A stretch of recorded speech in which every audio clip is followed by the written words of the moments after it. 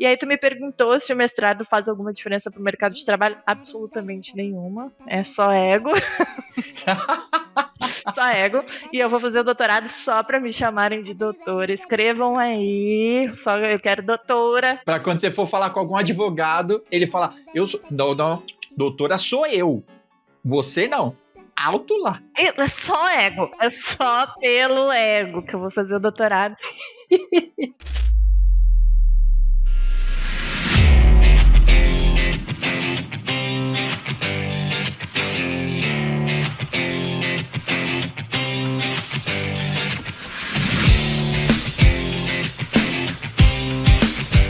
Sejam bem-vindos a mais um Cubicast. Este que vos fala é João Brito, seu host favorito, que está aqui entre a luz e as trevas. O tema de Star Wars sempre está presente aqui nesse podcast. Eu ainda não me decidi para qual lado eu estou pendendo, mas parece que a minha luzinha das trevas está ganhando espaço, mas a gente vai descobrindo com o tempo, tá? Mas o que eu gosto mesmo é de Volta para o Futuro. Um dia eu ainda vou viajar no tempo. Não sei. Se um dia eu vou viajar no tempo e der pra eu voltar pra trás, eu vou aparecer aqui nesse podcast. Bom, descobrimos que não foi ainda dessa vez. Bom, essa piada vai demorar um bocado para algumas pessoas entenderem, ou mais fácil para outras. Eu espero que você entenda rápido e que você também seja fã da melhor trilogia que já existiu. Bom, mas eu não vou falar sobre isso, não é um canal de falar sobre filmes, né? Aqui é o canal onde a gente fala sobre tecnologia. E hoje eu tenho a honra de receber uma pessoa muito especial aqui, que, olha, eu já tive algumas presenças especiais aqui no Cubicast, e todas elas foi muito gratificante poder entrar em contato e simplesmente falar assim, eu queria saber se você gostaria de participar do Cubicast e tudo mais. E as pessoas sempre responderam assim, claro! Foi assim com diversas pessoas e especialmente com a Julia Bordignon, que está aqui. Conta pra gente quem é você, sem a gente poder falar que você é da Space Coaching. Hello! Muito obrigada, João, pelo convite. Adoro participar de podcasts e já tinha ouvido alguns episódios do teu podcast e adorei. E eu fiquei muito feliz com o convite. Eu, hoje, me apresentando pro público, né? Eu sou criadora de conteúdo sobre programação e tecnologia e eu também sou desenvolvedora back-end, mas eu sempre me apresento falando sobre a minha carreira, né? Talvez adicionar alguns hobbies. Gosto de rock and roll, heavy metal, gosto de gatos, gosto de plantas, gosto de academia, exercícios ao ar livre e tenho diversos hobbies totalmente aleatórios, então todos esses hobbies compõem um pouquinho de quem sou eu além do meu trabalho. Hello, galera, cheguei. Olha só. A Julia que abriu mão de estar assistindo o System of a Down para gravar o Cubicast. Olha só. Tá entendendo? Desmarquei, entendeu? Tava com o ingresso comprado, vim gravar o Cubicast no dia de hoje. É muita prioridade, gente. É muita prioridade.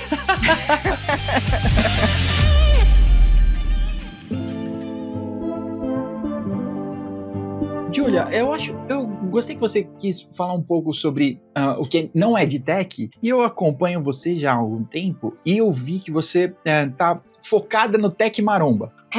Sim. Né? Eu tô tentando voltar às atividades físicas depois de um pequeno acidente, então eu queria saber de você, assim, um incentivo, que eu acho que a nossa área, ela adora comprar novas cadeiras e como ficar mais confortável parado. Sim, então, sim. Que incentivo você dá aí pra galera se mexer? Bom, eu nunca parei de fazer exercícios físicos. Se eu olho pra minha história, assim, de vida, eu fico muito triste quando eu viro adulta, de fato, ali pelos 16 anos, e que eu tenho que trabalhar, e a minha maior dor é que eu não posso mais ir no turno inverso praticar esportes na escola, porque às vezes os esportes eram no turno inverso. Então eu sempre tive essa paixão por movimentar o corpo. E essa não é uma paixão, é uma necessidade de movimentar o meu corpo. É algo que faz a manutenção da minha felicidade, do meu bem-estar. E quando eu me torno adulta, ali pelos 16, que eu preciso trabalhar e tal, e eu sinto muita dor, assim, de ter que deixar o futebol, de ter que deixar o vôlei. Eu era atleta em todos os esportes da escola, eu sempre medalhei com a galera. E ali eu sinto o primeiro baque, assim. Então, logo que eu começo a trabalhar, eu não deixo de ir a pé para o trabalho. Eu lembro que eu tinha o Vale Transporte, mas eu ia a pé. para manter o corpo em movimento, e eu tentava praticar esportes depois do trabalho. Então eu chegava do trabalho e já bati uma bola com a guriada da minha rua. Então fui criada na rua, jogando futebol no paralelepípedo, arrancando a unha do dedão, coisa arada.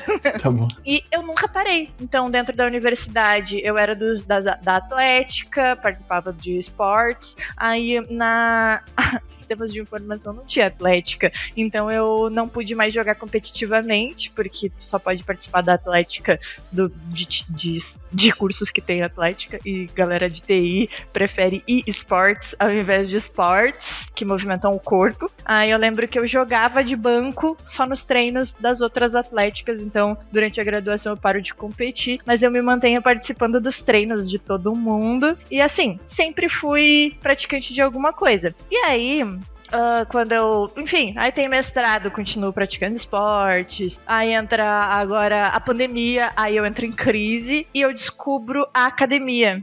O marombismo, não, como é que chama esse? Musculação é a modalidade. E aí eu começo a fazer musculação em casa, porque não podia mais esporte coletivo, não podia sair pra rua. Então eu dou bastante ênfase em pedalar, mas eu lembro que eu tinha muito medo de tomar uma multa na pandemia. Eu não sei como foi a pandemia na tua cidade, mas na minha passava um carro-som, não saiam de casa, usem máscaras, e era um deserto, então era até arriscado para eu como mulher sair sozinha na rua, quanto arriscado para a saúde, né? Era aquele momento de descobrimento, o que é o Covid, o que tá acontecendo? Se eu sair na rua, eu pego? Qual é que é? Era mais ou menos, tava todo mundo em pânico. Então tava todo mundo preso dentro de casa. E aí eu comecei a descobrir musculação e comecei a treinar em casa. Só que sou franga, né, gente? Sempre treinei fofo, nunca levei a sério. Assim que a pandemia acabou, já voltei para os meus esportes coletivos, que não dão massa muscular, que não dão, mas que dão aquele condicionamento físico para viver bem. Só que agora, esse ano, resolvi focar com a galera de tech. A gente criou um grupinho, a gente criou um grupo no Ginheads de desafio, e aí eu consegui patrocínio da Growth, e o patrocínio da Growth para dar prêmios para quem for mais engajado. Então a gente tava super assim se apoiando e tal. Estamos.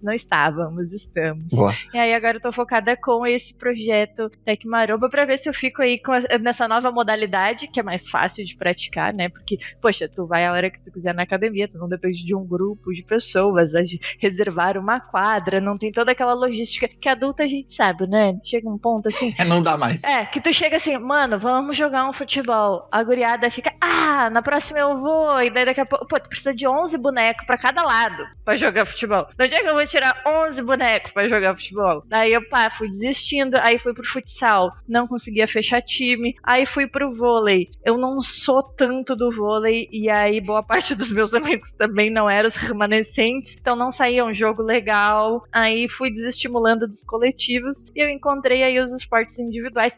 Eu acho que a musculação não é considerada um esporte, mas gosto. E aí esse ano eu disse, vou tentar botar um shape. E aí eu comecei focada esse ano. Já deu tudo errado várias vezes ao longo do meu foco, né? Que senão já estaria mais forte. Mas aí foi dente, foi cirurgia, enfim, tudo atrapalha nesse processo. Mas tô focada, comendo bem. Comendo bem, eu sempre comi bem. Sempre fui uma pessoa... Porque eu nasci no interior, né? A gente nem tem acesso à porcaria. Fast food nem existe, iFood nem existe, essas coisas. Então a gente come bem compulsoriamente, né? Come bem compulsoriamente. E então eu sempre comi bem, só que agora eu tô aquela coisa, sabe? Pesa comida, mede a proteína. Tô nessa energia. Então isso aí tá me fazendo muita diferença. E bem o que tu falou, né? Até gosto de cadeira especial, setup ergonômico. Tu viu, né? Eu cheguei aqui no podcast pra gravar. Era arrastação de mesa para um lado, e é tudo muito móvel e muito adaptável e tudo muito regulável, mas o diferencial mesmo é treinar, fazer o fortalecimento das costas para não sentir dor nas costas. A galera pergunta, né, tu usa cadeira gamer, isso não te dói as costas de várias horas sentadas? Cara, eu prefiro uma cadeira gamer, não tô fazendo propaganda essa cadeira gamer. Mas eu prefiro uma cadeira gamer que eu acho bonita, é preta, tem esse design, do que ou qualquer outra cadeira, porque eu não sinto dor nas costas. Eu treino costas. A dor que eu sinto, ela é uma dor muscular. E quando eu tô sentada por muito tempo, faço um alongamento, faço uma yoga, faço alguma movimentação. E assim, no geral, eu não tenho sentido reflexos da falta de ergonomia. É claro que tem alguns ajustes, né? O mouse vertical, porque existem de fato coisas que a gente faz em excesso e que nem musculação, nem fortalecimento compensa esses excessos, assim. Então hoje eu tenho uma mesa que regula, então eu trabalho um pouco de pé, um pouco sentada, mas ergonomia é uma coisa que eu trouxe para o meu setup mais para ajustar aqui essas posturas do que para buscar um conforto ou para compensar alguma coisa por falta de esporte, sabe? Eu não sei se deu para entender o ponto. Tá bom. Eu ia perguntar já se você era da turma da mesinha que levanta e que o motorzinho tá cansado que nunca mais levantou, ou se você ainda move ela durante o dia. Eu movo muito a minha mesa durante o dia, pois eu conheço pessoas que nunca levantaram. Mas sabe qual é o diferencial da mesa que levanta, mesmo pra quem nunca levanta? É que eu sou uma pessoa gigante, gente. Eu tenho 1,75 m de altura e crescendo. Às vezes me parece que eu tô crescendo, sabe? Às vezes que eu me meço em um médico diferente dá mais centímetros. Mas eu sempre bati joelho na mesa. E esse tipo de ergonomia de não bater o joelho na mesa, ele é fundamental pra mim, porque é muito desconfortável tu ficar com o joelho esmagado nessas mesas de departamento, assim, eu sou muito grande, e aí, realmente, quando eu vou trabalhar em coworking, vou trabalhar na casa dos outros, o que eu sinto de falta é poder regular a altura pro meu tamanho de pessoa que sou. Isso é o que eu mais sinto falta. Nem é o de trabalhar de pé, sinto falta, bastante. Eu não sei se quem não usa, assim, é porque não pegou o costume, mas chega um momento do dia que eu só quero trabalhar de pé, tanto que às vezes eu vou pra casa dos meus amigos e eu fico codando de pé com a mesa baixa mesmo, porque eu só quero esticar as costas, sabe, descomprimir, enfim. Então eu sou do time que usa, comprou e usa. Tá bom. Tá bom. Você falou um pouquinho da atlética e eu vou tentar conectar isso aqui com a carreira de estudos, né? Eu, um semi-analfabeto aqui, que chegou, não sei como, aonde eu estou, Que isso? mas eu acho muito, muito curioso, né? As pessoas que estudam tanto assim. E aí eu queria saber de você, eu já vi, inclusive recomendo assim, quem estiver conhecendo a Julie agora, eu acho difícil, mas quem estiver conhecendo, ela tem um feed imenso, tá bom? Então você pode ir lá ouvir sobre diversas coisas, inclusive sobre os estudos. Mas eu vi um vídeo seu falando de quanto a faculdade, o estudo formal, assim, foi importante para você na sua carreira e na sua trajetória em tech. Então eu queria conversar um pouquinho sobre isso. Então, agora no segundo estágio, quanto o mestrado, né, ter esse título, assim, a mais, né, que se diferencia de um certo nível, quanto isso te levou adiante, assim? Tá, vamos começar pelo porquê que eu valorizo tanto o estudo formal. Porque eu vim do meio do mato, onde minhas referências tinham terminado a escola no máximo e tinham profissões comuns que não demandavam um estudo profissionalizante. Então, as referências que eu tinha de pessoas estudadas, que era exatamente isso que a gente falava, né? Aquele lá estudado, era um médico, um contabilista, um professor de escola, ou que ainda assim os professores de escola do ensino básico era só o magistério, então era só um ensino técnico diferente. Todas essas pessoas eram as minhas únicas referências de profissões. Então, como é que eu cheguei na tecnologia? Eu cheguei na tecnologia porque, por acaso, eu decidi que eu queria continuar os meus estudos depois de terminar a escola, que eu achei, não, poxa, os exemplos de pessoas muito ricas que passaram pela minha vida tinham graduação. Era o médico que me atendia, que tinha um carro, que tinha uma casa, que tinha as paradas. Era um advogado que eventualmente eu via entrando no seu escritório com um carrão. Então eu olhei, somei que 1 mais 1 é igual a dinheiro. Então, continuar estudando, com certeza me leva a um lugar que a minha família não acessou e que talvez seja por aí a chave do sucesso. Era isso que eu pensava, vou fazer uma graduação que é a chave do sucesso. Mas aí o que me aconteceu? Quando eu escolhi fazer uma graduação, eu sentia que medicina era legal pelo dinheiro, mas eu não sentia que eu queria fazer aquilo, eu não tinha interesse na área da saúde. Eu passo mal até hoje se eu vejo sangue, eu tenho a curiosidade sobre como o meu corpo funciona, mas eu não gostaria de abrir e, enfim, e fazer um estudo sobre isso de uma forma profissional no meu dia a dia. E quando eu olhava para contabilidade, que eu comecei a fazer contabilidade no técnico, eu não gostei, eu me achei muito limitado.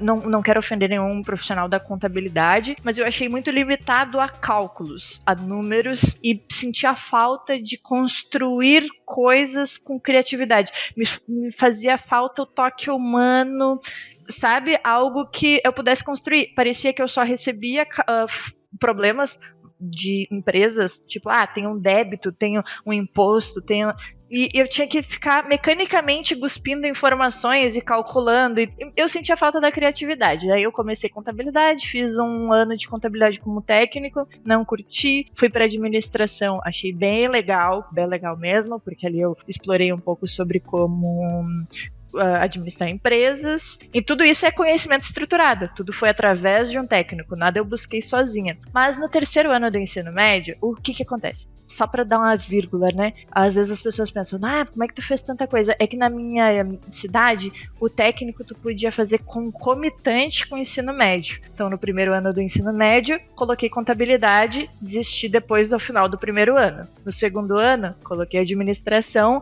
desisti ao final do segundo ano, porque daí eu fiz aquele primeiro ano de administração em turno inverso e não curti. E no terceiro ano eu explorei o magistério, que é o ensino de crianças e até a oitava série. Curti pra caramba, aprendi muito sobre didática, adorei dar aula, mas eu sentia que Ainda não era. A educação infantil ainda não era. Aí por diversos problemas, né? E tudo isso eu tive experiência prática, tive momentos de estágio, enfim. Só que no terceiro ano a gente tem que escolher de fato o curso, né? Porque daí eu vinha fazendo aqueles vestibulares seriado que tu vai acumulando pontos, fazendo Enem e tudo mais. E aí o que acontece? No terceiro ano, as instituições privadas investem nas escolas públicas buscando a gente para ir conhecer os cursos deles. E numa feira de profissões, eu encontrei o curso de tecnologia. Foi assim que eu descobri que existia carreira em tecnologia. E aí tinha gente construindo coisas das mais diversas áreas, pesquisando. Eu olhei, porque eu também fiz um técnico em informática em algum momento aí. Não lembro em que momento que eu enfiei. Se foi entre quando eu tava desistindo da administração e eu já tava matando a aula para ir pro técnico em contabilidade, que eu consegui uma bolsa ali num IFE. E meio que foi assim, eu experimentei, só que daí o técnico em informática era bem em redes, assim, bem arrume computador. Era eu e um monte de homem na sala. Eu acho que eu desisti no primeiro mês e eu disse, não, risco informática, tecnologia, eu só risquei, assim, eu nem considerei mais. Só que um amigo meu queria muito fazer coisas relacionadas à tecnologia, e aí ele me arrastou pra ir ver, porque eu disse, eu quero ver esse curso. E aí ele, então tu vai comigo ver esse. E aí eu descobri a tecnologia, que não era só protocolo TCP/IP e umas coisas abstratas que não entrava na minha cabeça. Nada daquele técnico entrou na minha cabeça, porque era um conhecimento muito abstrato pra mim. Tipo, tu largar uma guriazinha crua, assim, que mal usava a internet, eu lembro muito dos protocolos TCP/IP, porque isso me marcou muito. Aquilo era a primeira vez que, de fato, algo não fazia sentido absoluto. Nada fazia sentido. E eu lembro que eu lia, eu relia. Pela primeira vez na história da minha vida, algo não entrava na minha cabeça. Mas também, aí a gente vai entrar naquela discussão. Era muito avançado. Nem que eu relesse 30 vezes o que a professora estava me passando, eu ia conseguir entrar, porque me faltava muita base. E aí isso me traumatizou da tecnologia. Só que daí a importância do conhecimento, a graduação me apresentou o curso de tecnologia. E eu não sabia o que esperar, sabe? Eu não sabia o que esperar. Eu cheguei, eu não sabia o que era ser programador, eu não tinha nenhuma referência de programador, não conhecia ninguém da área, achava que talvez eu arrumaria computadores, que era o que eu tinha de referência sobre tecnologia, e de fato eu fui explorando dentro do curso de sistemas de informação diversas áreas. E aí contabilidade começou a fazer sentido, porque a gente pode construir sistemas contábeis, a administração começou a fazer sentido, porque eu posso criar uma empresa de tecnologia. E aí eu lembro que eu estava muito feliz e eu avançava muito rápido dentro do curso, porque eu pegava todas essas coisinhas que eu tinha tido breves disciplinas introdutórias de primeiro e segundo semestre nos cursos e que eu aproveitei pra caramba. E aí eu me identifiquei muito com a área e comecei a construir coisas e já me apaixonei pela disciplina de inteligência artificial lá no início da graduação, porque eu peguei ela lá no segundo semestre, porque eu também entrei em um momento crítico para a tecnologia, onde ninguém mais estava querendo esse curso, estava se discutindo cancelar esse curso. Eu entrei numa turma muito pequena, e aí eu fiz a faculdade do avesso, basicamente. Eu fiz com os veteranos, e aí se entrasse bichos, eu faria. Então eu já comecei com disciplina de inteligência artificial, já peguei as estruturas de dados, já puxei as matemáticas, e me virei e gostei muito. E aí, dito isso, né, no bacharel, eu descobri tudo sobre programação, aprendi a programar, me tornei programadora, consegui o meu primeiro emprego, ganhando já uma grana consideravelmente acima do valor que os meus amigos que não tinham estudado estavam ganhando. Então eles me zombavam, né? Tá perdendo teu tempo fazendo faculdade. Eu, realmente estou perdendo meu tempo fazendo faculdade. Com estágio cagado, ganhando metade de um salário mínimo, a galera rindo pra caramba de mim, que eu tava estudando pra caramba e não fazia sentido nenhum eu estar estudando pra caramba, porque até vagas que não demandavam conhecimento pagavam muito mais do que eu tava ali estudando e me ralando pra fazer. E aí eu lembro que me zombavam muito, e assim que eu graduei, eu já fui efetivada, e esse salário efetivado já me deu me largou lá na frente, assim, em relação aos meus amigos que já estavam com uma carreira, né? Faculdade são 5 anos. Então eu passei 5 anos nas vacas magras pra quando eu me formar, eu já entrar ganhando muito mais que os meus amigos que estavam ali construindo aquela carreira em alguma empresa. Largando dinheiro. Não, também não era assim, mas, poxa, nossa, eu saí recebendo muito mais, assim, em relação... e aí eu começo a ver a bonificação de ser uma pessoa estudiosa, porque até então eu já estava desacreditando, porque eu não aguentava mais, porque era uma rotina muito exaustiva.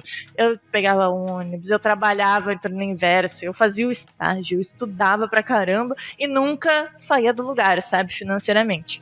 Mas aí, não é todo mundo que consegue. Agradeço muito as oportunidades que brilharam na minha vida. Eu consegui um bom emprego assim que eu saí da faculdade. E aí eu pensei, não. E tem mais um ponto. Eu saí da faculdade muito cedo, com 22. Eu acho, no máximo, com 22, eu já tava bacharel. E aí, esses amigos que estavam no mercado estavam começando a ingressar na graduação. E eu fiquei meio que a ver navios, assim, tipo... Agora que a galera tava decidindo o que ia estudar, né? Eu tava com 21, indo completar 22. Todo mundo tava começando a ingressar na faculdade. E eu, quero continuar na faculdade. Fui pro mestrado. E é por isso que eu engato um mestrado. Eu pensei, não...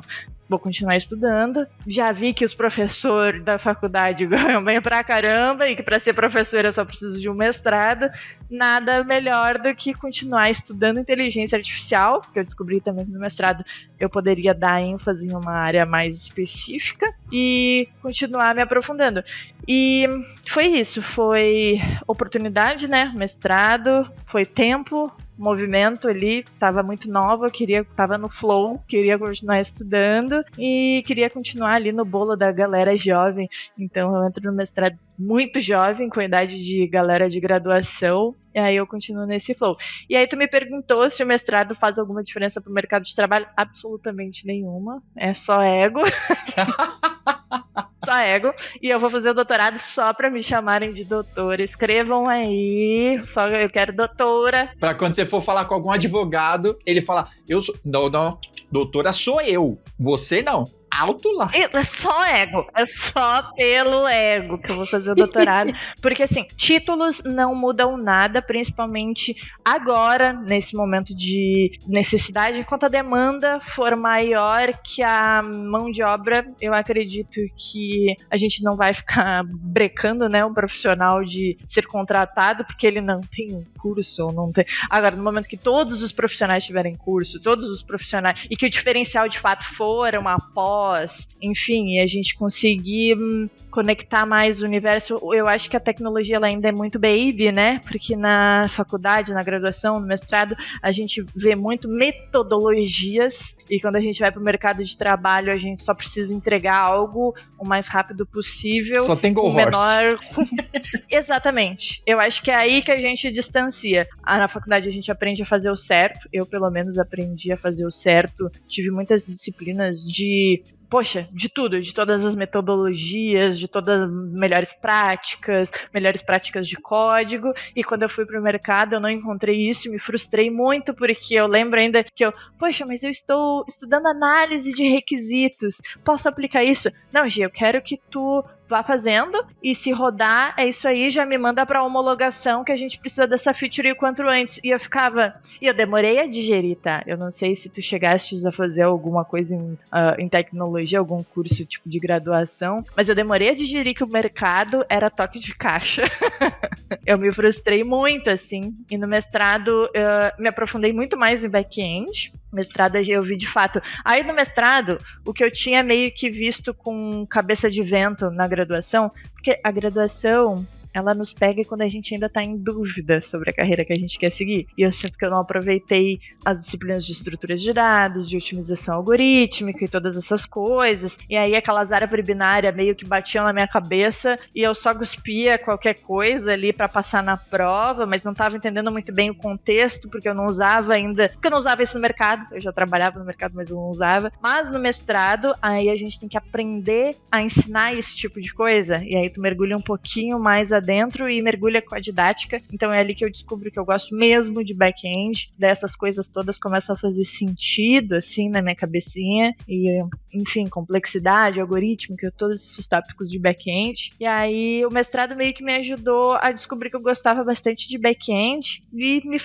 ele me obrigou a estudar os fundamentos da programação que eu tinha passado mal e porcamente, porque eu era uma cabeça de vento. Não culpo os professores da graduação. Eu não estava no momento. Eu não sabia se eu queria ser programadora, se eu queria ser o quê. Então eu meio que estudava para passar, aplicava os conceitos como dava, mas ainda sem aquela ênfase no é isso que eu quero fazer, é isso que eu quero ser. Com muitas dúvidas, ainda mais por causa desse papo. O curso vai ser extinto, talvez a área não vire. Enfim, tinha essa discussão sobre ser uma área muito nova e já tinha discussão sobre não precisar de faculdade para entrar na área. Então, ninguém queria fazer aquele curso. Não precisa de faculdade para ser programador. E aí era meio que essa energia, toquei meio também, né? 18 anos. Quem leva coisas extremamente a sério? Eu também era uma criança nesse tempo todo, sabe? Então eu tava meio que naquela divisão entre a algazarra da faculdade, festa universitária, e tocando as disciplinas, mas sempre muito nerd. Mas daquele jeitão. Então, eu agradeço muito as oportunidades de bolsas de estudo e principalmente a universidade, porque foi ela que me ensinou programação, foi ela que me ensinou que existe essa carreira, foi ela que me mostrou que eu poderia ter uma profissão e, quem sabe, mudar de vida, sabe? Quem sabe não, mudou minha vida de fato, transformou minha realidade socioeconômica e eu sou muito grata ao ensino estruturado. Então, eu me virei com o que eu tinha então, e deu certo, eu considero que deu certo. Massa. Eu recebo às vezes, e imagino que você deve receber muito mais do que eu, às vezes algumas pessoas que estão pensando em começar essa carreira, né? Ou pensando em mudar de carreira, entrar em TI, por onde começar, assim, né? Se começa pela faculdade e tudo mais. E eu tendo, né? E talvez muito mais pela minha história, mas então agora eu vou compartilhar com você vamos ver, né?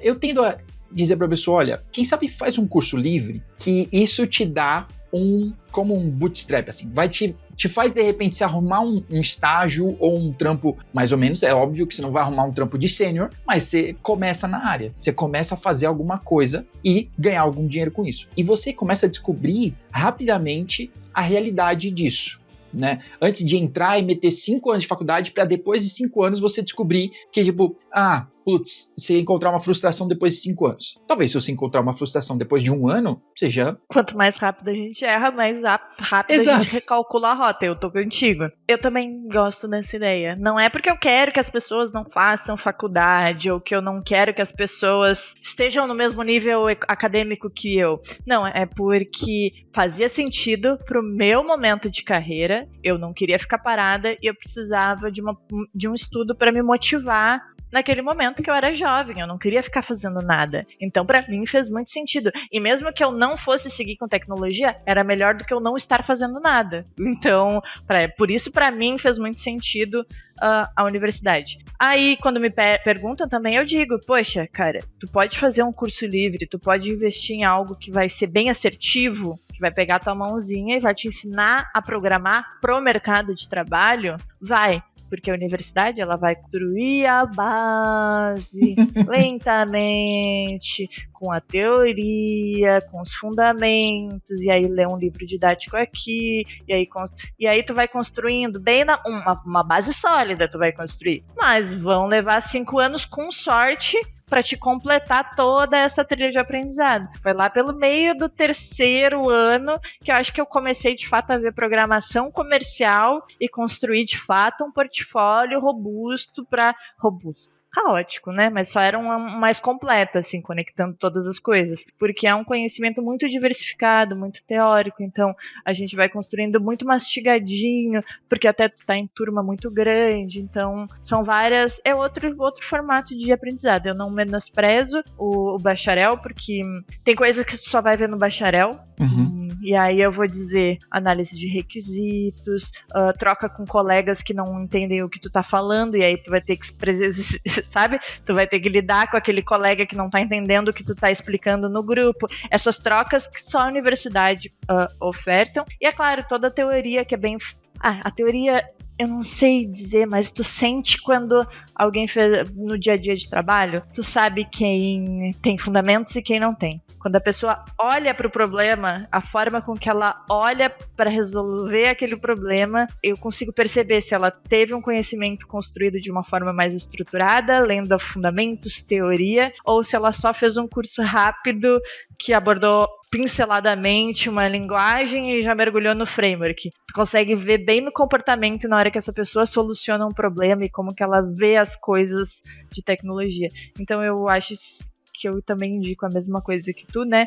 Faz o curso livre, curtiu, já construiu o portfólio, já aplicou, já entrou no mercado, começa a graduação, porque para até acessar outros níveis, né? A empresa às vezes valoriza, não é um diferencial, mas às vezes valoriza para se tu quer construir uma carreira, e conhecimento nunca é demais, eu acho. Verdade, da hora. Você falou que não queria ofender o pessoal da contabilidade aí, eu também não, apesar de acreditar que essa profissão vai desaparecer em um semestre, provavelmente. Olha, não sei quanta burocracia conseguem colocar ainda em contabilidade para que ela não desapareça, mas fato é que ela vai ser engolida pela IA facilmente, assim, porque na verdade as pessoas... Ela vai ser engolida nem com IA, eu acho, pela gente mesmo, programador. A gente tá codando sistemas contábeis, né? Eu concordo, a gente vê que os escritórios de contabilidade mudaram, eles conseguiram, alguns, mas conseguiram mudar um pouco, né, para tentar acompanhar de certa forma, né, e tiveram sistemas por detrás e que aceleraram muito essas coisas, mas eu acho que para mim parece que vai desaparecer completamente e que ninguém vai mais entrar no site da prefeitura para emitir uma nota. Ô prefeitura, por favor, eu sei que vocês estão escutando esse episódio, para com isso. Para de desenvolver um sistema tão especial sem documentação. E para também de colocar aqueles certificados que quebram toda hora, que só instala no Win.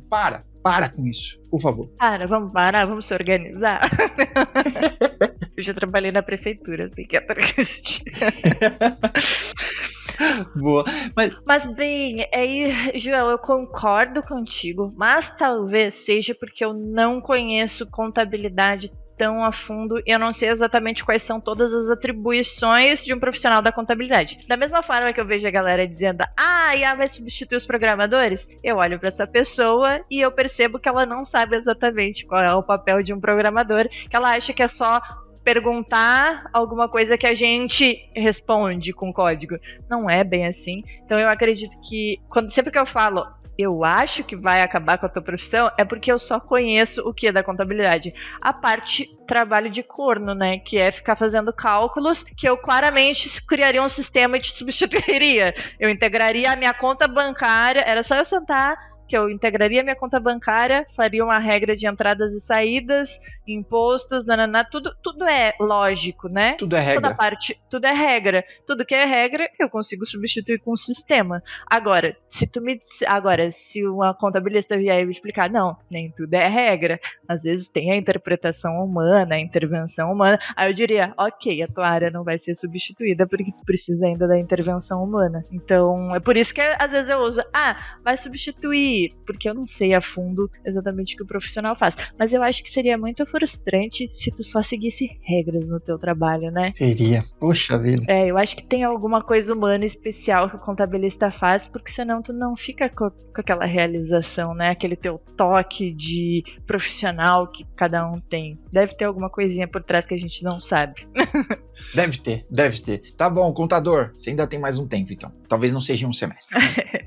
Continue explorando sua parte humana. Isso.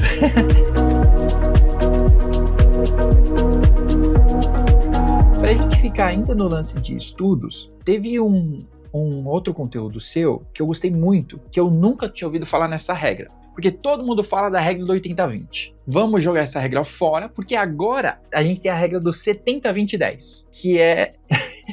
Então eu queria que você contasse um pouco e como isso funciona. O que é o 80-20? Porque eu vi vários vídeos no YouTube. Depois que eu criei o conteúdo do 70-20-10, eu vi o 80-20 entregando muito pra mim. E eu não sei o que é. 80-20 é, se eu não me engano, tá? Quem inventou essa história aí foi Pareto. E aí é porque 20% do esforço, 80% do resultado. Então, normalmente foca o seu esforço no que tem maior resultado. E depois, se precisar ainda, aí você olha os outros 20% de resultado, que às vezes é um perfeccionismo, um ajuste, sei lá. Não é exatamente um fluxo de processo de aprendizado. Não é. Tá, eu achei que tinha a ver. Será que eles diluíram o 70 com o 10 e aí ficou o 20 e eu tava super desatualizada com... Não, então não é um modelo de aprendizado, é um modelo de execução, talvez, para produtividade. É um modelo de execução, exato. É muito mais de eficiência, ou talvez eu tomo muito mais como um foco do que um modelo de eficiência, né? Então, aonde eu vou focar meu trabalho, onde tem mais resultado. Faz total sentido. Tá, eu tenho... No mestrado, a gente tem as disciplinas didáticas e também eu tive naquele curso de ensinar ali as crianças no magistério. Curso normal. Eu falo curso normal, as pessoas não sabem. É que o magistério já caiu esse nome há 1 milhão de anos. E aí, se eu falar curso normal, ninguém... Não, tudo bem, meu público aqui é só de velho. O magistério é coisa de velho. Né? Quando eu entrei já era curso normal, as normalistas, né?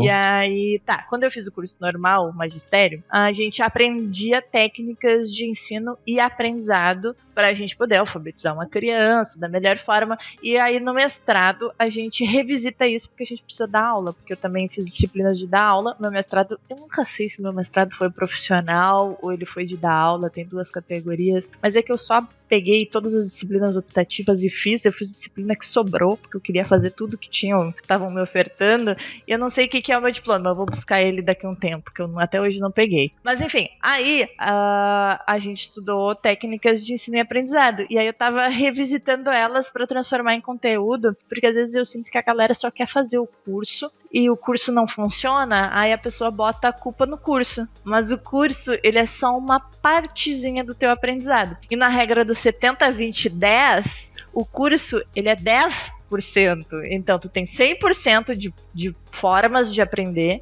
O curso, ele é 10 pra ti. E tu não pode esperar que o curso seja mais do que esses 10. Porque pra mim se aplica muito isso. E aí, o que é essa metodologia 70-20-10, né? 70% do teu aprendizado vai acontecer na prática. Inclusive, é essa metodologia que eu utilizava em sala de aula. Eu passava um pouquinho de teoria, né, aprendizado formal, eu dava minha aula, 10%, e o resto da aula a gente vai ficar botando isso na prática. Então, se eu falei sobre tipos de dados, agora a gente vai explorar todos. A gente já sabe que uma linguagem de programação eu não posso botar qualquer coisa dentro de qualquer coisa. Então, eu vou fazer com que tu explore comigo os tipos de dados na prática. Vamos descobrir na prática, programando, onde é que a gente bota um número, onde é que a gente bota um número quebrado, Então, esse é o 70 do 2010. E 10 é eu te dizer, existem tipos de dados. E os outros 20% é tu trocando com teu colega. Tá, peraí, colega, eu acho que eu entendi. String é um tipo de dado, e aí, o que tu acha? Tu concorda comigo? Tu acha que é um número? Tu acha que é o quê? Tu acha que uma palavra eu guardo no tipo int? É fazer essa troca com a comunidade. É tu explicar, ensinar pra alguém. Então, é isso. Esse é um formato de aprendizado que ele funciona muito pra mim, então eu sempre assisto um pouquinho de aula, pratico, boto em contexto, porque as coisas não entram na minha cabeça se eu não tiver um contexto, e o resto é criando conteúdo pra explicar pros outros, porque isso reforça a minha forma, porque eu tento buscar outras palavras pra explicar, eu tento tentar explicar por si só, organizar as ideias para tirar elas verbalmente. Então, isso aí aumenta muito a minha performance de aprendizado. Por isso que eu trouxe essa regrinha. Então, ela faz muito sentido para mim. Assim como várias outras metodologias de aprendizado que nem fazem tanto sentido para mim, mas que às vezes eu trago porque a galera, porque tu me indicou um curso e esse curso é muito ruim. E aí tu pergunta pro fulano se o fulano abriu o VS Code para praticar o que eu... E eu, então me manda os projetinhos que tu fez no curso que eu te indiquei que é muito ruim. A pessoa não escreveu uma linha. Mas é que não escrevi, né? E eu. Então, às vezes a gente só tem que descobrir o nosso formato de aprendizado. Às vezes a gente não é aquela pessoa que senta e absorve tudo passivamente. Isso é a menor parte da população que vai aprender só assistindo passivamente um curso. E aí eu tento trazer essas outras metodologias em 1 minuto, que é o tempo que eu tenho num Reels.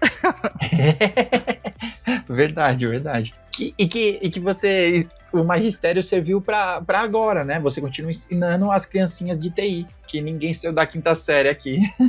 As minhas crianças. Ai, adoro. Tá bom.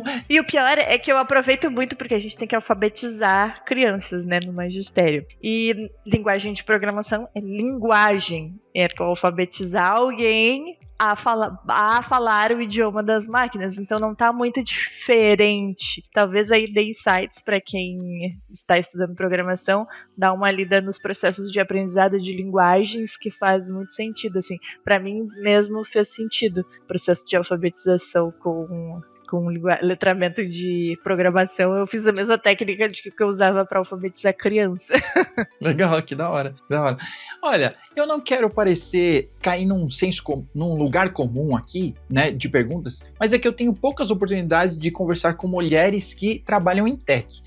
E aí, eu quero aproveitar essa oportunidade para falar com uma mulher de sucesso que trabalha em tech. A primeira pergunta é se você sente uma pressão de ter que ser exemplo ou porta-voz para outras mulheres.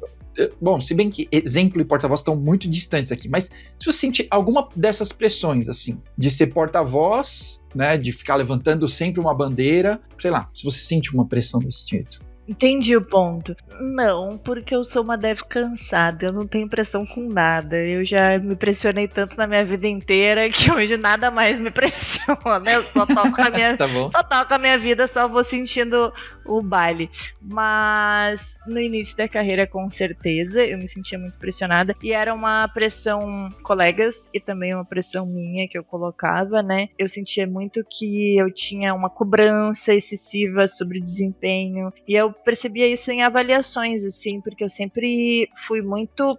Poxa, se o meu lead disse que eu tenho que desenvolver tal e tal habilidade, eu vou desenvolver tal e tal habilidade. E eu lembro muito, assim, de feedbacks em que eu e os meus colegas tínhamos feedback e se eu errasse, parecia que o erro era mais grave. Eu nunca associei, assim, que fosse pelo fato de ser mulher, até que... Porque eu sempre desconfio de mim, né? A primeira coisa é, se tal coisa aconteceu comigo, não é porque eu sou mulher, é porque eu fui ruim mesmo, fui lixo, não sabia fazer. E aí eu sempre fui assim, até que um dia essa pessoa que me demitiu por baixo desempenho, ela disse que me mandou embora por baixo desempenho porque eu tava causando... Não era um baixo desempenho, que se arrependia de ter feito isso, que foi porque ele não conseguia lidar com uma mulher dentro do ambiente de trabalho, porque os outros homens não tinham modos, estavam desconfortáveis, tinham perdido a liberdade de fazer piadas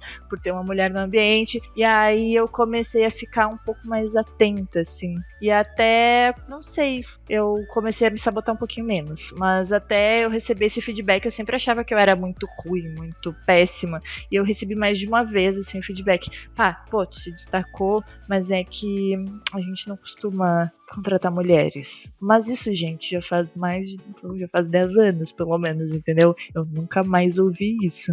Inclusive, hoje celebram que tem mulheres no time. E hoje eu tô em um time maravilhoso que nunca nem foi pauta ser mulher, entendeu? E então são coisas muito antigas da época em que eu trabalhava em CPD, em que eu ficava em... que a gente nem era gente, né? A gente era os primata da TI. A gente entrava aqui com os casacão, entrava pras cavernas e ficava nas cavernas da empresa ali. Ninguém sabia quem era a gente. Enfim, era nesse momento. E eu, muito criança, também era muito revoltada, também não dava muito espaço. O cara fez uma piada machista, eu já ia de dedo na cara, fazer barraco. Então eu fui, com o tempo, assumindo uma postura que eu não digo que é deixar a pessoa fazer piadas machistas, mas não ser ofensiva, não ser afrontosa. Se a pessoa é minha chefe e ela pode me mandar embora, vou calar minha boca, vou fazer o meu trampo. Então eu aprendi a ser mais política com o tempo, até que nunca mais vi nenhum machismo, assim. Eu acho que foi gradativo, eu fui encontrando lugares que me acolheram de uma forma... a gente vai melhorando tecnicamente. O que eu fiz mesmo, sinceramente? Usei esses espaços bosta que eu tava trabalhando, que eu nem boto no LinkedIn, pra pegar experiência, pra fazer o meu conhecimento crescer, pra eu ter experiência prática, pra eu aprender o que precisa ser aprendido, e eu conseguir vagas em um lugar que me respeitasse, entendeu? Então foi isso que eu fiz. Sofria preconceito por causa de tatuagem, demorei um tempão pra tatuar a mão, porque não contratavam quem tinha tatuagem, então mulher e tatuada, já viu, né? Foi difícil. Muito difícil. Então eu peguei, fiquei pianinho, aprendi que eu ficando pianinho, eu ia me desenvolver tecnicamente pra meter o pé o quanto antes desses lugares. Então eu acho que estratégias, a gente não pode ficar comprando muitas brigas quando a gente é júnior, que a gente não tem muita escolha, né? Eu acho que as mulheres de agora já não vão enfrentar essas ranço que eu encontrei quando eu tava chegando na área. Acho que não. É muito pouco relato, assim, muito pouco. No mais é na faculdade, os meninos ainda que não têm modos pra lidar com mulheres, colegas, entendeu? E eu digo, ai, amiga, abstrai, entendeu? É só um piá enchendo o saco. E te fortalece, vai te juntar com outras mulheres, esquece esses caras que não sabem lidar com mulher. Eu lido assim, seja política, quando a gente é sozinha, quando a gente é inexperiente, quando a gente só precisa de uma oportunidade de um emprego, a gente não pode ficar muito escolhendo machismo, não machismo, mas tentar sobreviver e se fortalecer com outras mulheres. Então eu saía do meu trabalho, eu ligava pras amigas, amiga, ouvi isso, porque aquele escroto, porque aquele machista, porque aquele nananá, e aí soltava os cachorros no telefone, voltava leve no outro dia pra trabalhar. E é isso, ia absorvendo todos os conhecimentos que ele tinha pra me passar, suguei todos os conhecimentos dos machistas e usei pra crescer na minha carreira. Então essa foi a melhor estratégia. Quando eu entendi isso, a parada virou e aí eu comecei a me posicionar assim, e na sequência já consegui um trabalho remoto que me valorizava e que era remoto e que investia em mim, enfim, foi período de trevas, mas que eu acho que eu tirei de letra, assim. Legal, que legal. Você acha que, ainda nesse lance, você acha que o home office talvez deixou isso um pouco mais leve? Porque eu me lembro que no trabalho presencial, eu me lembro, né? Faz tanto tempo que a gente não vai no presencial, né? Uhum. Naquela época, quando a gente ia pro presencial, porque no presencial parece que as pessoas se sentiam um pouco mais livres, vou chamar de livres, para poder indagar alguém, para poder chegar numa pessoa, né? Então você tava ali no café, alguém ia te abordar, ou sei lá. Ai, piadinha mãozinha. Ai, oi, colega. Isso, exatamente. E eu ficar durinha aqui, ó, brindo. Ai. E aí não pode agredir no escritório, né? Porque a câmera vai ver. E aí, ou daqui a pouco é uma pessoa muito acima de ti, e a gente sabe muito bem que um processo de assédio é uma coisa muito forte, envolver todo mundo numa polêmica é muito forte, tu dar um corte muito seco é algo que pode comprometer o teu trampo, e enfim, são muitas camadas, assim, e eu só não queria treta, eu só queria um trampo e trampar em paz. Então, sim, com certeza, o trabalho presencial, ele meio que agravava a gente se colocar nessas situações, assim, porque eu sou muito sorridente, eu sou muito resenha. Se alguém puxa papo comigo, eu vou papear, e aí eu vou papeando, e eu vou resenhando, e eu vou ajudando, e muitas vezes isso já foi tipo, ela tá saindo com aquele cara, ela tá dando mole pra aquele cara, sabe? Umas coisas que assim, no remoto não existe. Uhum. No remoto eu posso fazer perto. Não que hoje eu tô num time, eu só tenho tido times muito maduros, que não existe isso. Isso não é uma pauta há muito tempo no meu trampo, sabe? Mas na época, quando começou o remoto, eu fiquei, agora eu posso resenhar pra caramba com alguém, porque eu nunca vou ver essa pessoa nem sabe se eu sou mulher mesmo, entendeu? A gente era o papo sincero, eu era só uma foto de anime, entendeu? Nunca nem vão saber qual é a idade, quem eu sou, quem eu me pareço. Então eu posso continuar sendo a pessoa que conversa pra caramba, que nunca vão me entender mal. Então, sim, eu acho que o remoto ajudou muito, assim. E principalmente roupa, né? Eu sempre fui closuda, desfile de moda. Eu faço desfile de moda, eu adoro me arrumar. É glitter, glitter. E também tem os dias que eu tô mal-humorada e que eu tô com roupa de menino. Então eu tenho vários moods. Só que no dia que eu tô espalhafatosa, eu tinha que ouvir a piada.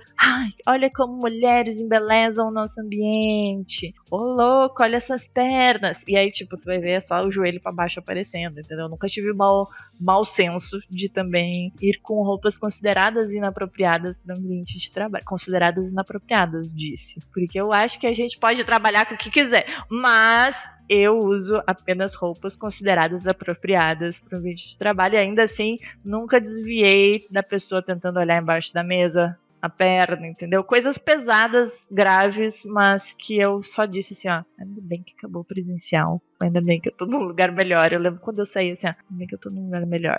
Uhum. Eu ia falar justamente sobre isso, sobre a roupa. Tem um outro vídeo seu, muito legal, que você tá se arrumando pra um evento. Eu esqueci qual é o evento agora. Eu acho que eu nem falo o evento, eu só digo, vou palestrar no evento. Eu acho que eu juntei as informações, né? Porque depois tem uma foto de outro evento. Depois tem o post do evento. Bom, mas eu até conversei num outro episódio falando sobre isso também, que eu também sou do time que defende que a pessoa deve vestir uma roupa que ela se sinta confortável. É claro que existem algumas regras da sociedade, né, que impostas ou não, sei lá, né? Convenção social ou não. Exato. Dentro de um certo limite, eu acho que a pessoa tem que se vestir de um jeito que ela se sinta confortável. Mas para outras pessoas, ela sente que ela sofre uma pressão, né? Então ela tá obedecendo isso e usando uma roupa desconfortável, e ela quer impor que o resto do mundo se sinta desconfortável. Como só eu vou me sentir desconfortável? Como só eu vou passar calor aqui? É o que me parece, né? Que essas pessoas são frustradas e querem impor essa frustração, né? Mas, depois pensando um pouco, essa pessoa me perguntou, tá bom, mas é fácil falar daí, porque agora como CTO, você é que manda as pessoas trocarem de roupa. Eu nunca mandei ninguém trocar de roupa. Mas não tem tanta gente acima de mim pra poder me mandar voltar pra casa porque eu não tô com uma roupa adequada. E eu ainda tô numa cadeira fácil de homem branco. Tá fácil pra mim. No máximo eu vou... Beleza, reconhecemos. No máximo eu vou de bermuda e o Diogo odeia. Diogo, um abraço. Mas, beleza, né? Não indo no cliente de bermuda, ele aceita. Até fazendo uma vírgula na tua bermuda no cliente, eu também acho que às vezes a gente precisa ser espertinho. Se a gente sabe que o cliente é tradicional, conservador e sabendo que eu quero ganhar dinheiro, por que que eu vou botar uma roupa, a camiseta de banda e uma bermuda e eventualmente perder a confiança que eu conheço esse cliente, eu sei que ele gosta, se eu for de terno ele vai comprar o dobro. Eu também sou ligada nisso, entendeu? Eu acho que a gente tem que ter Eu concordo. tem que ser estratégico. Não é também, o ambiente de trabalho, flex. Mas agora, estratégia de venda, convenhamos, que a gente tem que conhecer o nosso cliente. Deu, pode continuar. Então, eu concordo com a parte. Poxa, ir de bermuda no cliente, se tu sabe que o teu cliente se importa com o teu visual, por que tu vai perder essa venda, entendeu? Eu até disse isso porque eu concordo que tem um preço a pagar, né? Mas agora é relativamente fácil. Eu tenho 40 anos e beleza, né? Eu tô disposto a pagar um certo preço para poder usar bermuda e alguém fazer cara feia e tipo, tudo bem, eu não preciso mais provar para ninguém. Eu ainda preciso provar para muita gente, mas naquele momento ali eu não preciso provar, porque eu fui chamado para aquela sala. Então, tudo bem. Mas aí eu penso que para vocês é mais difícil ainda, porque ainda tem todos os outros preconceitos. Porque mesmo quando você foi chamada para aquela sala, normalmente você vai ser a única ali. Como levantar essa bandeira, como não levantar uma bandeira de que, porque não me parece uma bandeira que precisaria ser levantada, né? De que eu posso me vestir como eu desejar. Eu nem sei discutir muito bem sobre isso, porque vestir-se é uma forma de se comunicar. E vestir-se também comunica a tua classe social. Eu não posso regular a roupa das pessoas sem que eu desconsidere que se vestir bem é caro e que tu precisa destinar parte da tua renda para isso. Então, eu acho que espaços que regulam roupas, eles têm que dar a roupa para regular, entendeu? Eu não posso te obrigar a não ter o teu estilo se eu não estou te dando algo para vestir. Começa por aí. Então, eu acho que esse é o primeiro ponto. O segundo ponto é vestir-se é estratégico. Muitas vezes eu sei que o meu empregador vai me promover se eu usar determinada roupa. E aí eu não digo roupa curta, roupa mais desnuda, mas poxa, se eu andar de blazer dentro da minha empresa, isso significa que eu fecho mais contratos, porque ainda tem-se aquela visão de que quem usa blazer tem autoridade, tanana. Então, automaticamente, eu acho que é mais estratégico para minha carreira eu usar blazer naquele contexto. Então, eu acho que a gente tem que ser estratégico. No momento que a gente tem poder aquisitivo para variar o nosso guarda-roupa, a gente precisa ser estratégico. Usar a roupa rasgada, a bermuda, o chinelo de dedo no momento que é de se usar, que tu acha que, poxa, que tu tá num espaço de igual para igual, onde todo mundo tá de boas, que já conhece a tua habilidade técnica, onde não vão te questionar e que tu tá ali de fato para trocar um papo reto. E também usar um blazer quando tu quer ter um poder de manipulação sobre aquela reunião, tu quer ter um poder de influência e tu sabe que aquela roupa vai ser algo relevante. Então a gente não pode ignorar que roupa ela representa status e ela comunica algo em determinados contextos. E dito isso, a gente tem a discussão da saia curta, da saia longa. E eu não posso muito opinar sobre isso porque eu tenho perna finíssima, eu sou uma mulher retinha, assim, eu não sou toda cheia das curvas, então eu botar micro saias e blusinhas decotadas nada muda porque eu não tenho nada pra mostrar. Então isso nunca chegou a ser um problema, assim, eu ser assediada por ter um corpão. Então eu não consigo opinar, mas eu acredito que pessoas tinham que respeitar corpos. Eu não importo com alguém tá de decote, porque, tipo, tanto faz. É só um peito, ninguém nunca viu um peito agora. E aí, isso também não significa que essa pessoa está tentando me assediar. Eu não sei, é algo muito subjetivo. Eu nunca fui atrás de entender o porquê dessas coisas, por que um decote incomoda tanto. Eu nunca fui atrás de entender essa pauta, porque ela não é uma pauta que me atravessa. Mas eu fico assim em dúvida, poxa, o que tá enchendo o saco das minas, entendeu? Por muito tempo eu me vesti masculina para ganhar respeito. em ambientes de...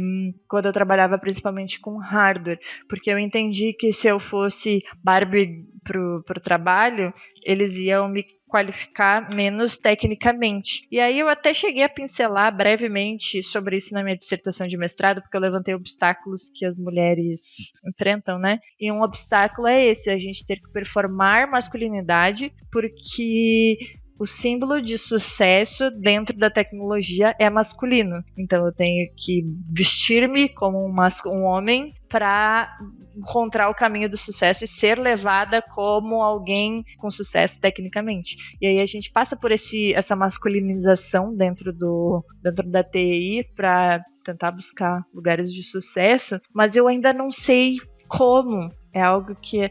Como eu desconstruo isso? Porque agora eu já meio que tenho um lugar de prestígio também. Eu já não sou uma iniciante em tecnologia. Eu já não preciso estar vestida mais masculina para provar que eu sou back-end. Hoje eu consigo... Já sabem que eu sou back-end, porque eu já estou muito tempo na área, já tenho uma construção técnica, mas eu tô nesse lugar de prestígio também, e eu já não sei, eu nunca dei ênfase para essa discussão, eu não tenho uma solução, ou eu nunca tive um entendimento, porque eu só aceitei. Ah, beleza, se vocês vão me respeitar vestindo roupa de homem, vou vestir roupa de homem e vou agir como um homem, e aí depois a gente vê o que faz, entendeu?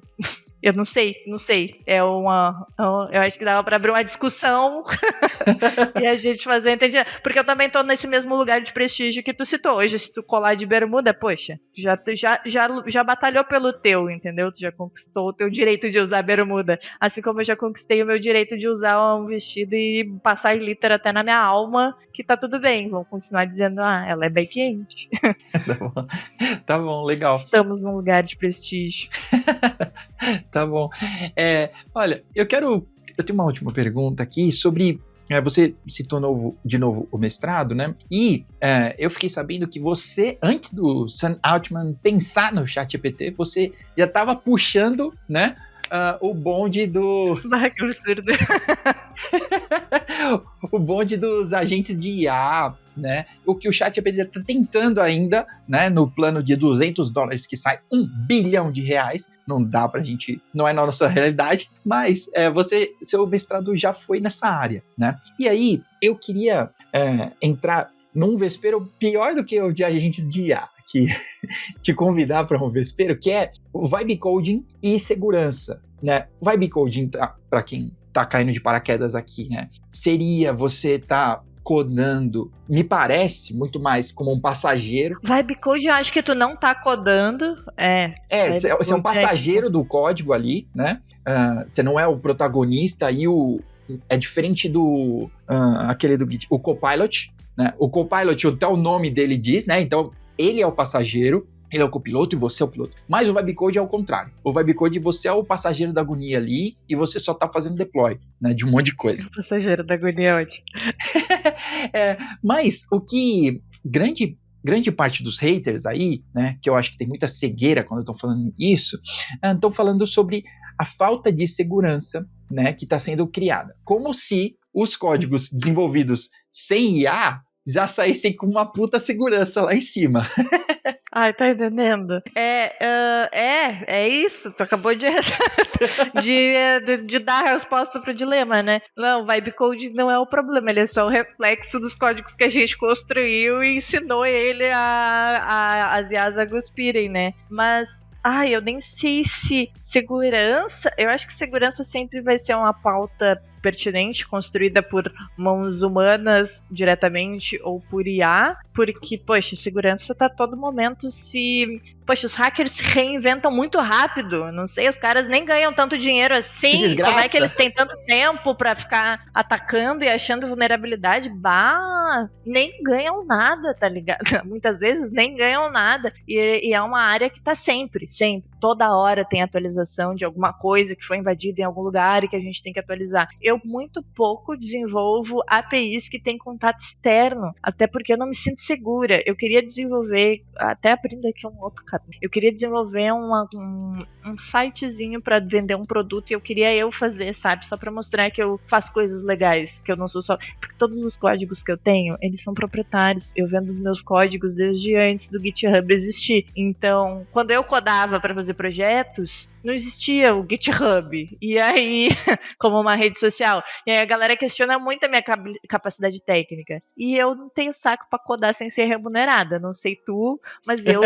Poxa, codar é remunerado. Não vou fazer depois do horário de expediente só para provar que eu sei programar. E aí os meus códigos são todos privados nos repositórios das empresas que eu vendi. Eu tava pensando em fazer um produto, pelo menos, para eu ter uma remuneração. Na minha cabeça ia ter uma remuneração, vai que eu vendo. Só que daí eu parei para pensar, poxa, quantos anos que eu não desenvolvo API que tem contatos com o externo? E eu comecei a estudar um pouquinho sobre segurança.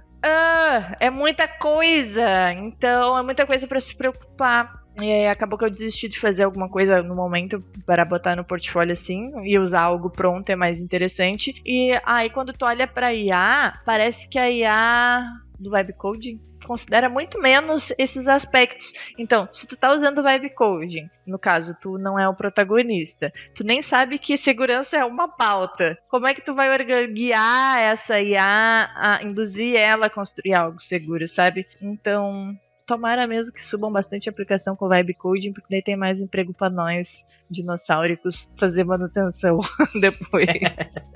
Que eu só vivo de manutenção e adição de feature, então pode mandar. Cria bastante empresa aí com Vibe Coding e depois me contrata para arrumar. Tá bom. Eu queria até, inclusive, aproveitar aqui um espacinho para um pequeno jabá, que a GetUp, que faz esse podcast acontecer, tá com um programa de uma iniciativa, né, um programa de acesso antecipado, porque quando a gente fala de containers, a gente tem as imagens de containers. Se eu falar imagem diretamente aqui, alguém pode, né, pensar de qual imagem que eu tô falando. Então, imagens de containers normalmente são a base ali, o alicerce para suas aplicações, e ali normalmente residem grande parte das vulnerabilidades, tá? Grande parte, eu tô sendo humilde em dizer, porque as pesquisas mostram entre 80% e 90%, então quase a totalidade, né? 80% e 90%, gente.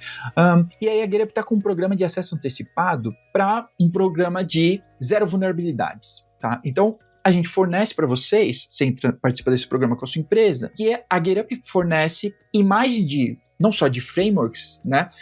Seja ele .NET, Python, sei lá, o que você utilizar, Node, frameworks com zero vulnerabilidades, tá? Porque eu acredito que você que está ouvindo isso aqui não baixa direto, né, o Node do Docker Hub e roda. Eu espero que você não faça isso. Mas mesmo quem trabalha algum aspecto de segurança nas suas imagens, descobre que esse trampo é muito grande. E como você falou, toda hora ele está se remodelando, né? E todo dia tem vulnerabilidade nova em todas as imagens.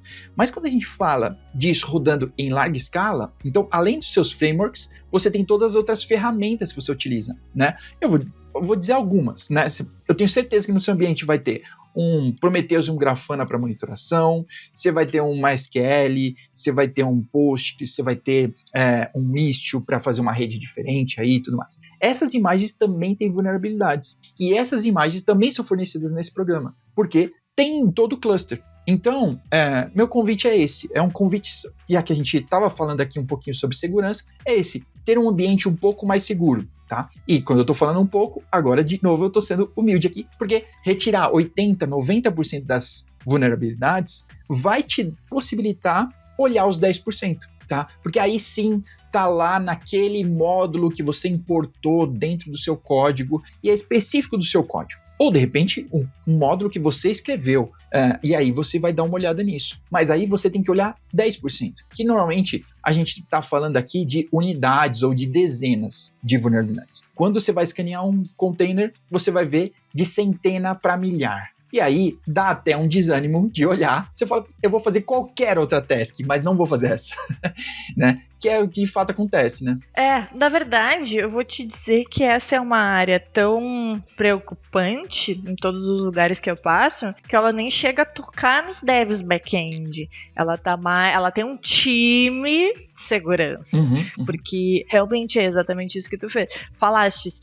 Mesmo que tu contrate uma solução que é feita a contratação de soluções externas que reduzem as vulnerabilidades, ainda precisa um time de profissional especialista para dar atenção àqueles 10% e configurar e ficar atento e ficar de olho nos índices do quem é que tá atacando, onde é que tá atacando, e entrou, não entrou. Então, essa é uma pauta assim que eu nunca desenvolvi muito na minha carreira, porque sempre teve especialistas. As empresas sempre se preocuparam em ter especialistas para ficarem só de olho nesse aspecto das aplicações.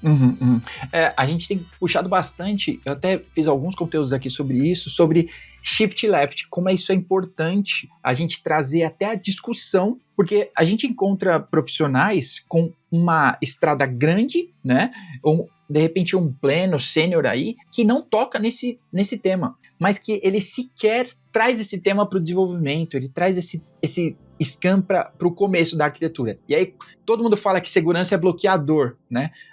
Chega lá no final, os caras querem bloquear tudo. Traz os caras para conversa antes, não custa nada chamar o cara, né? Para quando a gente tá, você citou, né, levantando requisitos, quando a gente tá planejando arquitetura, etc. Então, shift left é isso, traz ele pro começo. Então, para eu terminar meu jabá aqui, olha, Gitter.io/images, tá? Em inglês, Gitter.io/images, você pode acessar e fazer parte desse programa, tá? E tirar proveito disso, tá? Tenho certeza que tem muito proveito para você tirar. E não quebrar a cabeça criando coisas sozinhos, muito melhor pegar coisas do mercado, digo por experiência própria. Exatamente, olha só. Quando tem um especialista fazendo, a gente contrata o especialista se couber no bolso, mas não fica fazendo sozinho. Exato. Eu concordo total, porque eu só faço isso, eu só faço essa porcaria desse Kubernetes, esse é meu mundo. Eu não vou me atrever a back-end. Entendeu? Tu só estuda isso, por que eu vou discordar, entendeu? Exatamente, eu não vou me atrever. Não vou me atrever. É mais ou menos isso que eu acho que isso é muito sobre ser profissional, a gente não trabalha sozinho. Se a gente quiser uma aplicação mais robusta possível, a gente vai ter diferentes especialistas. Eu posso entender um pouquinho do que tu tá fazendo, mas eu vou te deixar tu ser o especialista no que tu faz, a gente vai trocar uma ideia, eu vou ser especialista no que eu faço, e a gente vai trazendo vários especialistas e vai construindo algo muito legal. Eu gosto muito da tecnologia porque ela é coletiva, todo mundo diz que é individual, mas ela é coletiva, são diferentes especialistas construindo coisas incríveis na sua área, fazendo tudo conversar. Então eu gosto muito de delegar coisas que não dizem ao respeito da minha área de atuação, ou que eu não tenho tanto interesse. Então, receber um toque da galera de infra sobre o que eu tenho que melhorar no meu código para deixar mais seguro, legal. Agora, se a galera de infra me pedir para estudar infra, eu vou dizer, esse é teu trampo, eu não quero me meter nisso aí. Não vem jogar essa bola toda pra mim, né? Não vem que não tem. Muito bom. Júlia, pra gente acabar aqui, já que você falou sobre coletivo aqui, a gente conversou bastante sobre não trabalho, eu queria fazer uma pergunta sobre uma recomendação sua, né? Pra galera que tá escutando aqui, já tá terminando o expediente, pra relaxar um pouco. Eu gosto de assistir coisas de sci-fi.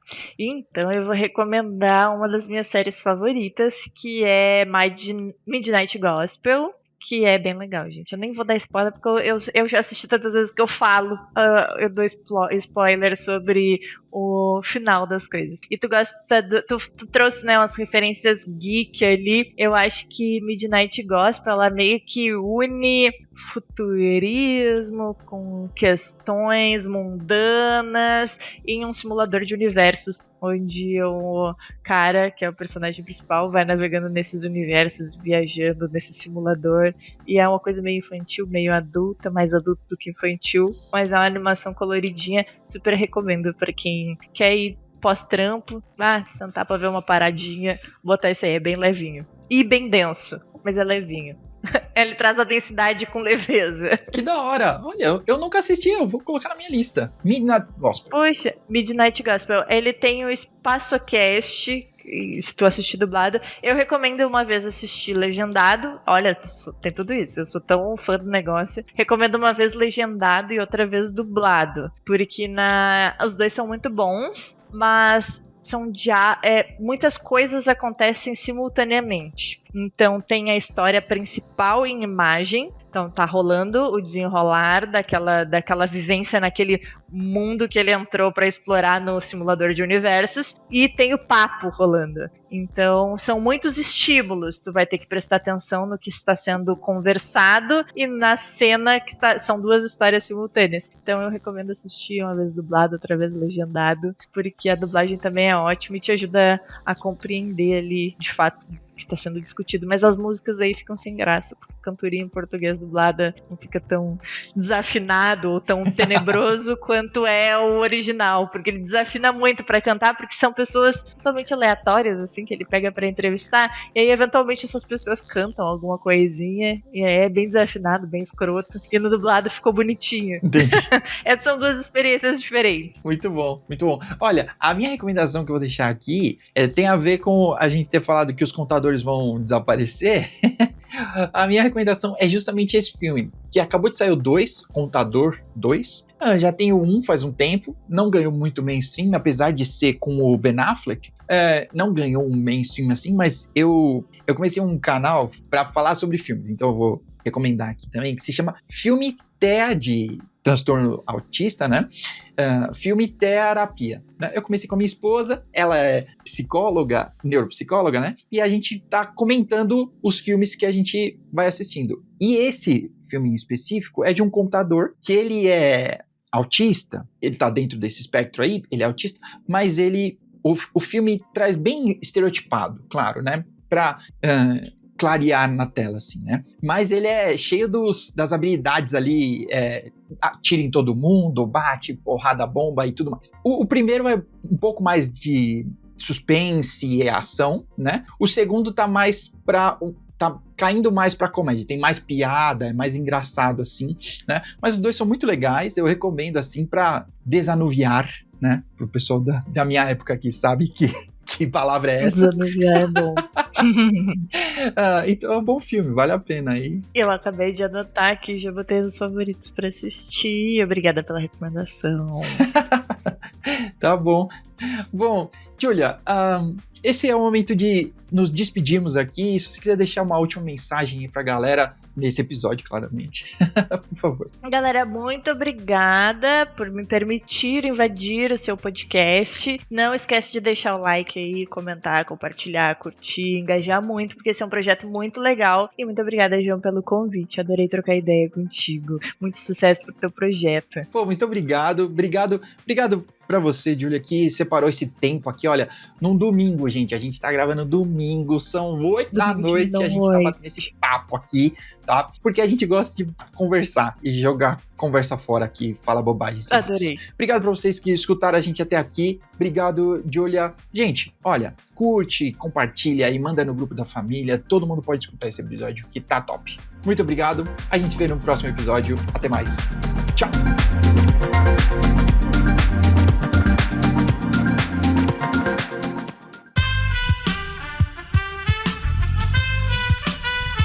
Esse podcast foi editado por Aerolitos Edição Inteligente.